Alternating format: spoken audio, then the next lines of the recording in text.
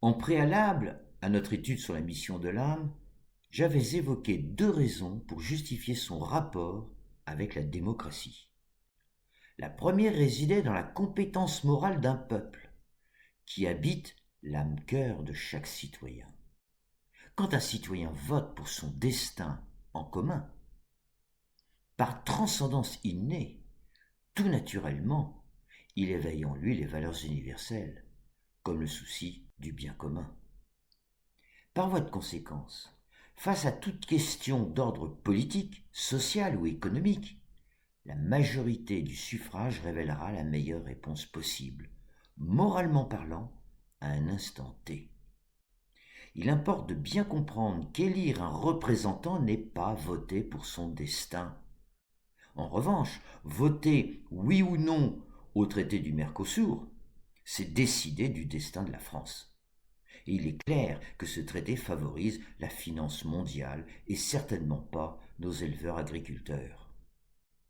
Rappelons qu'une décision politique est d'abord une décision morale en rapport avec le bien commun. Mais il existe une seconde raison. Dès que nous coopérons, le ciel coopère avec nous. Plus précisément, l'Esprit Saint.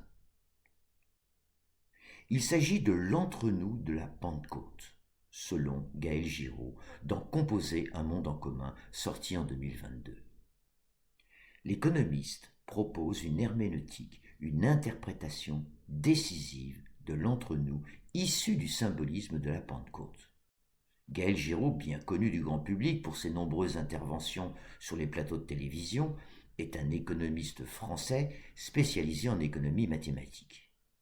En 2023, il est entre autres directeur de recherche au CNRS, directeur du programme de justice environnementale à l'université de Georgetown aux États-Unis et professeur à la McCourt School of Public Policy. Par ailleurs, à l'âge de 43 ans, il fut ordonné prêtre au sein de la Compagnie de Jésus. Sa philosophie défend évidemment les valeurs universelles et il les applique de manière remarquable dans le domaine économique afin de lutter contre la misère du monde. Non seulement il défend les peuples, mais aussi la planète. Outre ses innombrables interventions publiques, il a également publié 12 propositions politico-économiques fort pertinentes avant les élections présidentielles de 2022 en France. En synthèse, et selon moi, il incarne de manière remarquable le travail du Saint-Esprit en lui et parmi nous. Pour le dire simplement, quand une assemblée quelconque coopère avec bienveillance, mais au complet, c'est-à-dire avec tous les protagonistes concernés, le monde de l'esprit coopère aussi. Il inspire chaque participant. Cette coopération spirituelle s'avère là encore une coopération subtile et discrète par l'intermédiaire de nos âmes. Elle confère à la dite assemblée une sagesse partagée. Sachant que la sagesse réside dans l'art de marier les contraires, les contradictions et les dilemmes moraux. Mais il y a une condition essentielle. L'objectif de cette assemblée ne doit jamais se construire en opposition à une autre, comme par exemple le tribalisme, qui suppose une tribu contre une autre, ou le communautarisme, qui s'enferme sur lui-même en s'excluant du reste de la société. Toutes les oppositions doivent se traiter à l'intérieur de la sphère de décision jusqu'au consensus, à la décision finale. Jamais de l'extérieur. C'est l'erreur fondamentale des partis politiques qui ne subsistent qu'en s'opposant, souvent bêtement, à un autre parti. En ce sens, un parti de droite devrait plutôt s'appuyer sur les principes de la rationalité, comme la faisabilité et la bonne gestion économique d'un projet, le réalisme nécessaire et adéquat aux circonstances ou encore détecter les éventuelles contradictions que tout projet législatif pourrait porter en lui-même. Bref, les trois principes qui forgent la pensée rationnelle. Du côté de la gauche, comme ce fut le cas dans le passé, elle est supposée défendre les principes de la pensée irrationnelle, comme une meilleure répartition des richesses, la solidarité envers les plus faibles, l'égalité homme-femme, ou encore la justice sociale et fiscale. Ainsi, chacun dans leur rôle respectif, chaque parti politique travaillerait dans le sens de l'intérêt général au profit du peuple. Dès lors, si cette condition essentielle s'avérait réalisée, c'est-à-dire délibérer ensemble dans la bienveillance où chacun exprime son point de vue, souvent opposé, donc sans égoïsme ou sans parti pris, alors la sagesse de l'Esprit Saint inspire les protagonistes, que l'on soit 2, 3, une collectivité ou un peuple. D'où provient cette étrange construction spirituelle dont on pourrait prendre aussi l'exemple dans un autre domaine, l'élection du pape? Dans ce cas, tous les évêques s'enferment à clé, selon un rituel précis, et n'en sortent qu'à son élection. C'est donc la même idée consistant à réaliser la condition nécessaire pour que le Saint-Esprit leur inspire le meilleur candidat. Certes, on imagine bien quelques tractations politiques entre-temps, mais pour autant, le message symbolique ancestral de ce rituel a pour but, en effet, de permettre au Saint-Esprit d'inspirer les protagonistes en présence. Mais toujours s'agissant du destin. Dans cet exemple, il s'agit bien évidemment du destin de l'Église. Cette étrange construction spirituelle que je propose d'appliquer en démocratie provient donc d'une herméneutique du mystère de la Pentecôte. Convaincu de mon intuition quant à la présence d'une compétence morale et d'une sagesse au cœur d'un peuple, je ne savais pas comment vraiment l'expliquer, la justifier. Et c'est le génie herméneutique de Gaël Giraud qui m'a offert la réponse. Et je pèse mes mots. Quand j'ai lu ce chapitre, je suis tombé de ma chaise. Par une magistrale démonstration spirituelle, l'auteur venait confirmer une simple intuition. Je tenais au moins une solide référence, la référence d'un intellectuel notoirement compétent, à la fois spirituel et économiste. L'auditeur s'imagine bien ma difficulté à fonder le concept au cœur des peuples dans une société profondément matérialiste. Or, d'où qu'elle vienne, d'une inspiration ou d'une lecture, je ne saurais le dire, son interprétation est à mon avis révolutionnaire. D'abord au sens où elle fonde définitivement le concept d'une vraie démocratie directe.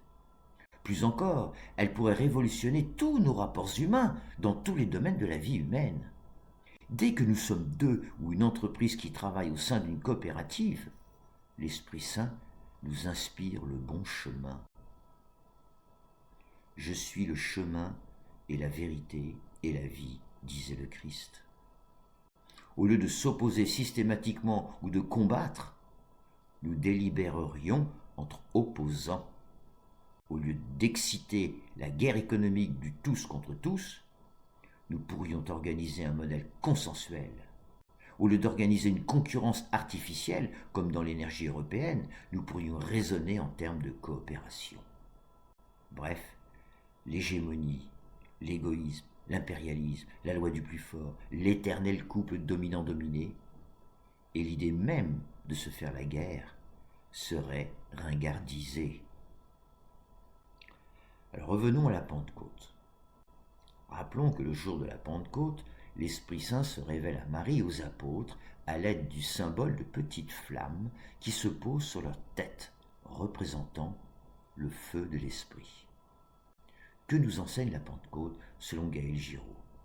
Il s'agit, je le cite, d'une présence-absence de l'Esprit entre nous, c'est-à-dire d'une présence par son inspiration effective, mais aussi d'une absence dans la mesure où nous ne le voyons pas et surtout nous ne le savons pas en conscience.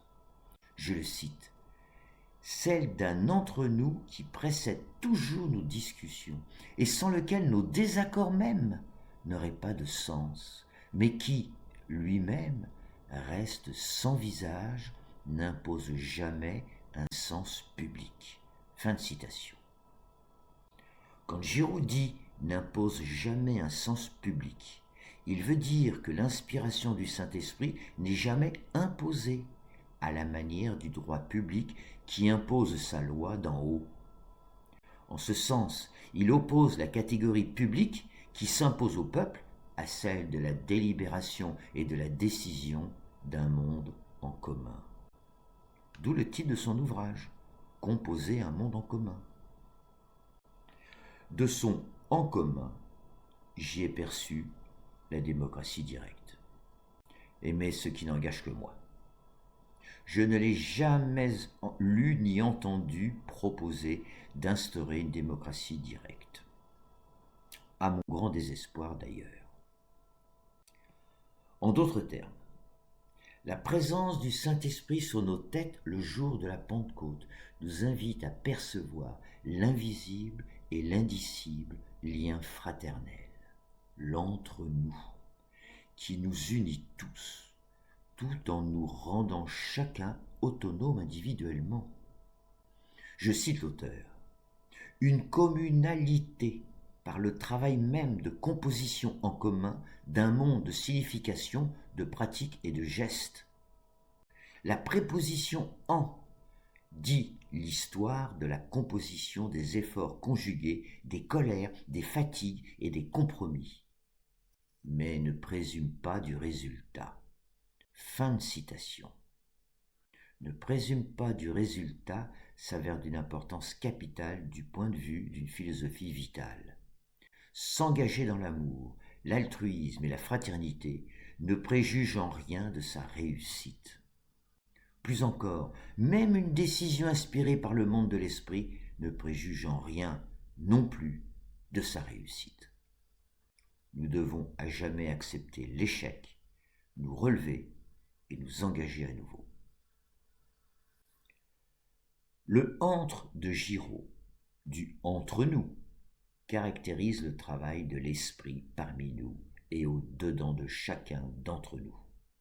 Précisons une remarque paradoxale que souligne notre auteur. Plus nous délibérons et décidons en commun, plus nous acquérons une autonomie personnelle. Extraordinaire. Notre pouvoir personnel grandit grâce au pouvoir collectif que nous partageons.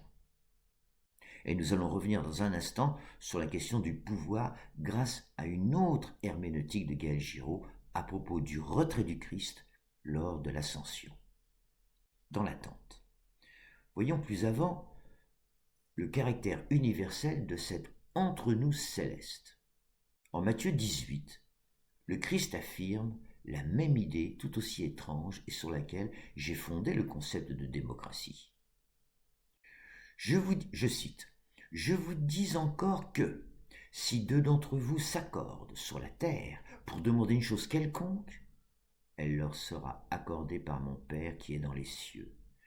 Car là où deux ou trois sont assemblés en mon nom, je suis au milieu d'eux. » Eh bien là encore, quand deux ou trois personnes s'assemblent au nom des valeurs universelles de l'amour, la sagesse du Saint-Esprit les inspire et révèle la vérité vitale de leur cœur. Pour un peuple, sa vérité vitale se situe au cœur du peuple. De ce point de vue, voilà d'où provient la sagesse des peuples. Nul autre personnage intellectuel ou public ne peut s'arroger la sagesse d'un peuple. En synthèse, qu'il s'agisse de deux amoureux, de trois associés, d'un syndicat, d'une copropriété, d'une ONG, d'une entreprise commerciale, d'un parti politique ou de toute autre communalité, personne ne doit être exclu si elle est concernée par la ou les décisions en question. Autrement dit, personne ne peut décider pour le compte d'autrui de son avenir. En retour, personne ne peut aliéner, avec ou sans son consentement, le pouvoir de décision de son avenir. Je l'ai largement montré lors de la première partie. Si cette condition est respectée, alors la flamme et le feu de l'Esprit Saint descendra illuminer l'Assemblée tout entière, c'est-à-dire chaque participant ou chaque citoyen. À titre d'exemple, lors des élections législatives de 2022, le peuple de France a décidé de retirer les pleins pouvoirs au président Macron, fraîchement réélu. Certains affirment que la France sera ingouvernable sans une majorité absolue pour le parti présidentiel. Mais nous, le peuple, y voyons une bonne nouvelle. Je cite. Selon un sondage ELAB pour l'Express et BFM TV, en partenariat avec SFR, pour 71% des Français, le fait que les partis en soutien du président de la République n'aient pas la majorité absolue à l'Assemblée nationale est une bonne chose pour la démocratie et le débat. Fin de citation. Pour la première fois depuis 20 ans, le peuple a voté de manière contradictoire à quelques semaines d'intervalle et d'une certaine façon contre la volonté des instigateurs du quinquennat, lesquels ont poussé les Français à voter presque en même temps aux présidentielles et aux législatives. Et ceci dans le seul but, évidemment, d'éviter les cohabitations. Au cœur d'un peuple réside donc une sagesse, car les 20 millions de votants ne se sont pas téléphonés pour se donner le mot. Et sur les 53% qui se sont abstenus, 71% au minimum se déclarent aujourd'hui ravis de ce piège tendu aux politiciens. Les Français se sont donc très intelligemment invités à la table des négociations. Aucun parti n'a la majorité. Vous ne pourrez donc plus faire sans et surtout contre nous. Citons également les 29 millions de Français, soit 54%, qui ont voté contre le traité de constitution européenne en 2005, malgré sa propagande médiatico-politique. N'avait-il pas raison 20 ans plus tard? Citons encore, à propos de sagesse, les 150 citoyens tirés au sort qui ont produit un excellent travail, soit 149 propositions pertinentes lors de la Convention citoyenne sur le climat. À présent, abordons dans le même ordre d'idée le retrait de l'ascension. Après sa résurrection, le Christ était supposé chasser les Romains et s'asseoir sur le trône de David. C'est du moins ce qu'espérait le peuple élu. Je cite. Alors les apôtres réunis lui demandèrent : Seigneur, est-ce en ce temps que tu rétabliras le royaume d'Israël ? Il leur répondit : Ce n'est pas à vous de connaître les temps ou les moments que le Père a fixés de sa propre autorité. Mais vous recevrez une puissance, le Saint-Esprit, survenant sur vous, et vous serez mes témoins à Jérusalem, dans toute la Judée, dans la Samarie, et jusqu'aux extrémités de la terre. Après avoir dit cela, il fut élevé pendant qu'ils le regardaient, et une nuée le déroba à leurs yeux. C'est une citation des Actes. Pourquoi le trône des trônes reste-t-il vide ? Qui serait supposé s'asseoir sur le trône céleste sur terre ? Une élite providentielle ou le peuple ? La question du trône vide est donc la question de notre rapport au pouvoir en général, et plus précisément de notre pouvoir politique. Rappelons que, via la loi sacrée du libre arbitre et du destin, Dieu a retiré sa volonté du monde terrestre.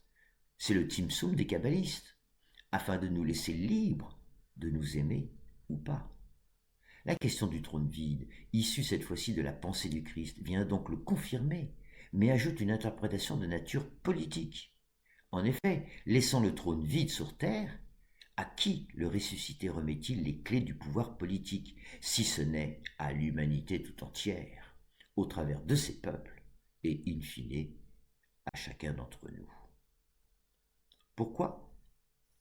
Parce qu'il n'est pas permis par la nature, notre nature, de nous dessaisir de notre pouvoir sur nos vies, autrement dit, d'aliéner notre volonté. Le pouvoir, c'est de la volonté en acte. Tout pouvoir personnel exercé sur autrui, par autrui, avec ou sans notre consentement, s'exerce à notre détriment, car il est contre nature et finit nécessairement par devenir tyrannique. Pourquoi ? Parce qu'aucun pouvoir personnel ne sait s'auto-limiter, et ceci à cause de notre outillage spirituel, qui pense de manière illimitée. Chaque pouvoir personnel bienveillant ne s'auto-limite qu'au sein et à partir d'une pluralité de pouvoirs en commun. Imagine-t-on par exemple un couple harmonieux au sein duquel le mari serait le seul à décider du destin de la famille. Ce fut le cas jusqu'au milieu du XXe siècle. Mais ceci n'est plus acceptable de nos jours, du moins en Occident. De même, nous savons bien qu'aucun thérapeute ne pourra aider son patient sans sa volonté de guérir. Il est intéressant de noter que la déontologie médicale n'autorise aucune prescription sans le consentement éclairé du patient. D'où le problème posé par la vaccination obligatoire. Il en est de même pour le peuple. Nul ne peut décider du destin d'autrui et donc nul ne peut décider à la place du peuple. C'est précisément ce qu'a voulu dire Abraham Lincoln dans son discours à Gettysburg le 19 novembre 1883. Un gouvernement du peuple, par le peuple, pour le peuple. Quand nous élisons un représentant, nous lui confions notre pouvoir de décision, ce qui de nos jours nous semble un geste politique normal et légitime. Seulement en réalité, en faisant cela, nous aliénons notre volonté. Le grand mensonge de la démocratie représentative, c'est de faire croire au peuple, supposé ignorant et incompétent, que le fait d'élire des gouvernants qui décideront à sa place de son destin a toujours été une chose naturellement bonne pour lui. Le vrai pouvoir, le pouvoir bienveillant, celui qui provient de la puissance de l'amour enseigné par le Christ, est donc celui de chacun d'entre nous en commun. Autrement dit, il s'agissait de laisser à l'humanité la liberté de découvrir et d'organiser le meilleur régime politique, c'est-à-dire la démocratie directe. Tout autre régime ayant tendance à destituer le peuple de sa souveraineté est voué à l'échec. Le réel le confirme aujourd'hui tristement. Notre pouvoir personnel et notre autonomie sociale, économique et politique dépendent donc du pouvoir collectif du peuple auquel nous appartenons. C'est donc avant toute chose un pouvoir en commun qui doit s'exercer à tous les niveaux de la société, à commencer par la famille, associations, services publics, collectivités, entreprises. Il n'y a pas de pouvoir personnel bienveillant qui ne s'inscrive au cœur d'un pouvoir collectif. À partir de cette herméneutique de l'ascension et de la Pentecôte, Gaël Giraud nous propose, dans son ouvrage profond et intelligent de 800 pages, de composer un monde en commun. Nous sommes invités à refonder notre monde social, politique, économique et surtout écologique à partir des 3 conditions suivantes. Premièrement, ne jamais aliéner notre pouvoir politique, mais en revanche s'engager à participer à un pouvoir en commun de la cité à la nation. Deuxièmement, créer dans chaque assemblée, chaque collectivité, les conditions de coopération spirituelle, permettant de délibérer et de décider en commun. Troisièmement, et que chaque participant ou citoyen fasse l'effort de se transcender en vue de sortir de l'égoïsme social pour accéder au niveau altruiste de l'intérêt général. Voilà les 3 conditions principales d'une démocratie directe, spirituelle, laïque. Une dernière remarque. S'il est vrai que ce processus universel, que j'ai nommé coopération spirituelle, révélé notamment par le trône vide et l'entre-nous de la pensée du Christ, je ne doute pas qu'elle puisse aussi transparaître dans d'autres cultures spirituelles, puisqu'elle est de nature universelle. En effet, le monde de l'esprit ne fait aucune différence entre les différents courants religieux et spirituels sur Terre. Toutes les communalités qui travaillent dans la bienveillance et le respect des valeurs universelles sont bénies par le ciel éternel. Bien. Dans les 2 prochains podcasts, je vous propose de relire les textes qui fondent la pensée du Christ. Il n'est pas venu créer une nouvelle religion. Il est venu surtout révéler notre nature double, une nature profonde, nous invitant à faire de ce monde un paradis terrestre. La double nature du Christ, à la fois humaine et divine, illustre la nôtre. Alors pardon pour mes bafouillages, bien sûr, et grand merci pour votre patience.